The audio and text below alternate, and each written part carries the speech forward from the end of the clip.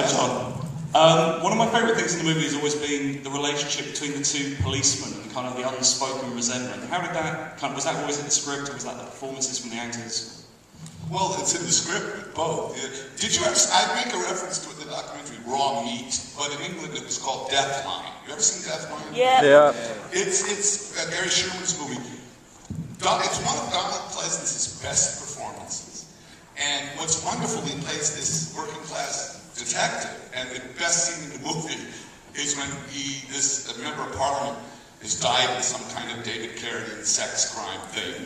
And there's all these burdens and things in the closet. So when the police show up, and Donald Pleasance is there to solve the crime, Christopher Lee shows his best performance. It's very upper class, MI5 or whatever it's called, who basically, it's a class war between Donald Pleasance, the working class guy, and Christopher Lee, the very elegant, guy, basically tells Pleasance to piss off.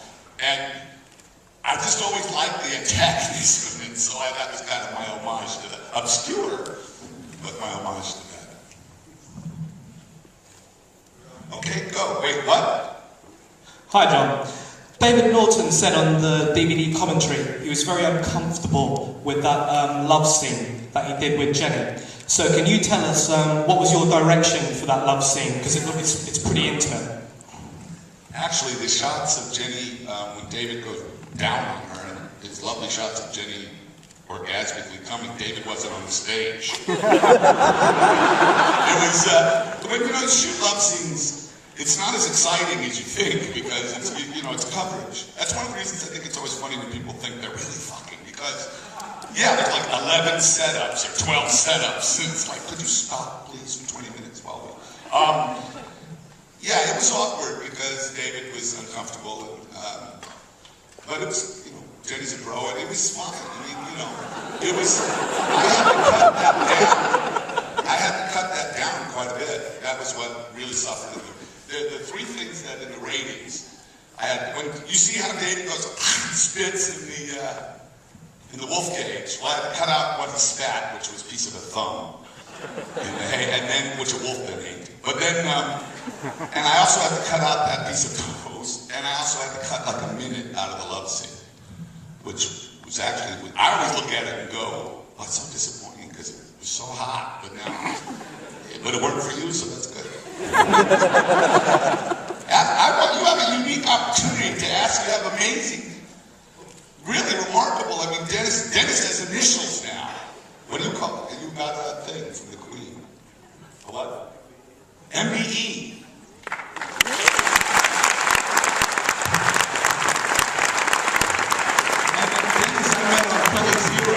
I have to tell you, there's a shot, Bob and I just discussed it, there's a shot in this movie where Jenny is running with all the police, everyone's converging on the cul-de-sac, and I wanted to look fast, so I said, I want to lay a long dolly down this thing, and she's going to run, and I said, Dennis, can you keep up? Push the big dolly with David on it, the camera, and everything. I want you to keep up with her, we're going to have cars and traffic. And Dennis goes, can I keep up? It's just a girl. So I went to Jenny and I said, I want you to run so goddamn fast. Do you remember that? It was very funny. It was like, it's a spectacular shot, but he was like, and David, there were 6 cameras in Piccadilly Circus, not 8, bastard. The Steadicam was a brand new piece of equipment when we did this movie, yeah. Brand new, yeah. And it was, we had Garrett's, very own Steadicam. I don't know what else. What else? Anything else? Do you have anything to say? Hello. Anyone? Sorry, hello. I'd like to ask Mr. Robert Painter, why was the film shot in a smaller gauge than, say, The Final Conflict, which was full widescreen, of the same year? Why was it shot 185? 185, I think, wasn't it, rather than... Yeah, because that's what I wanted. Okay. Do you think that's his decision? I thought it might have something to do with it. Can you tell me why? Can you tell me why? I love that you go to the crew. Well, how should we shoot this movie? I've never really seen a scope picture. And originally, the reason why was because the vast majority of people who see a movie see them on television. And, you know, with aspect ratio, they always fuck things up. And so I just, you know, I made damn sure you're going to see what I want you to see. But now, because of Blu-ray and, you know, the new flat screen TVs and all this stuff, I think I'm going to shoot my next picture scope for the first time. But Mr. Painter, do you know where I met him? I don't think you remember. But in the desert, outside in Almeria, Spain, with Charles Bronson in his underwear, a movie called Shadow's Land that I worked on, that Bob shot. And what did I say when, tell me what you told me. About Michael Witter. So much.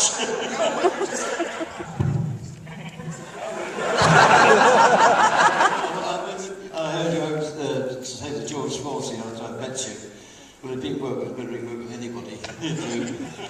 Michael Witter, are you here, Michael? He had a guy, this English kid, very upper class kid who had a posh accent that sounded fake to me, but anyway, real public school. But this guy's job, he was like 22, he was older than me, and his job was he had a canvas chair, and he walked around, and if Michael sat down, that chair better be there. Remember? I just thought, and then the crew, I was doing stunts, the crew, we were in the desert, and Michael was nuts to you, though, but a shit to everyone else. And the crew, they used to give us these soggy, it was awful, the food, but Winter and Charles Bronson they had this like marquee, and they got their food, their lunch flown in from Fauchon in Paris. They would have a guy serving them and everything. Anyway, sorry. Anything else? Hi, John. You're right. I want to ask you actually about the Thriller video. Not the American Werewolf, even though there's a werewolf transformation in that video. I was going to ask you, what it's like to work with Michael and how you felt emotionally when you heard the news about, him dying. Well, obviously I was very upset when Michael died. My wife said, how did she say it? It was not unexpected. Michael's been on drugs for so many years, and he's such a skinny guy, that, not drugs like recreational drugs, but Elvis was the same thing, where they wake up with drugs. When people are that famous and that big a star, it's extraordinary what other people will do. Doctors and people who should know better. They get anything they want. I mean, do you know Elvis? My favorite craziness story is Elvis Presley. Do you know how he used to lose weight in the Vegas years? They would put him in a hospital, with the same drug, put him under, and he would be unconscious for about a month. And they would have people work his legs and work his body so that his muscles didn't atrophy, and he woke up a month later, or after an IV, having lost 75, 80 pounds. It's not good for you. But Michael, it was terrible. It's a real tragedy. Michael's a tragedy in many ways. He's also probably the greatest entertainer of all time. I liked him very much. And I'll only say this once now, because Alan Jones said say it once. Before Black, which they're showing Sunday night at 11 or 11:15. That's right. Yeah, that's right, 11:15. I'm showing a surprise for you folks. If you're a Michael fan, you'll really like it. So that's the only announcement of that. Anything else? A couple more questions because we've got to move on. Well, I also have to call Rami down. Where are you? Yes, actually, the raffle. The raffle, come on down.